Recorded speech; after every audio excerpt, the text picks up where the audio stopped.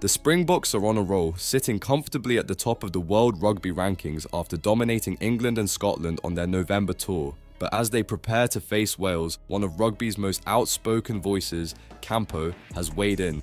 And let's just say, his prediction isn't for the faint-hearted. Could this be a historic clash, or are we about to witness a demolition job? Coming off the back of commanding victories against England and Scotland, the Springboks have cemented their place as the best team in the world.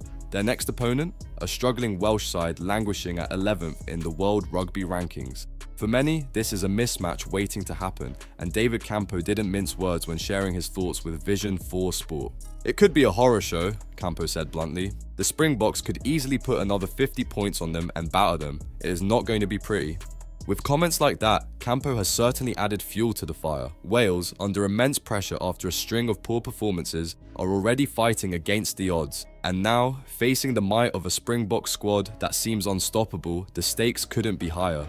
Will Warren Gatland's side rise to the challenge or crumble under the weight of expectation? Campo also took the opportunity to weigh in on the upcoming World Rugby Awards, set to take place in Monaco on Sunday. 3 Springboks, Eben Etzebeth, Cheslin Kolbe and Peter Steph du Toit, are in contention for the men's 15 Player of the Year. But for Campo, the choice is clear. The Player of the Year has got to come from the best team. The Springboks are by far the best in the world. They're so good that they could put out 5 teams which could hold their own against anyone, he said. And for Campo, there's one standout among the nominees, Eben Etzebeth.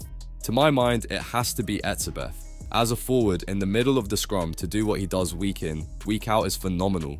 What a player, what a great player. He is just getting better. He is a great entertainer, and the best thing about him is that he is not 120 kilograms. He provides such flair and excitement. But Campo didn't stop there. He highlighted the broader impact players like Etzebeth have on the game, particularly in inspiring the next generation of rugby stars. Young children would be inspired by the performances of Etzebeth, and that would help with the next generation of rugby players.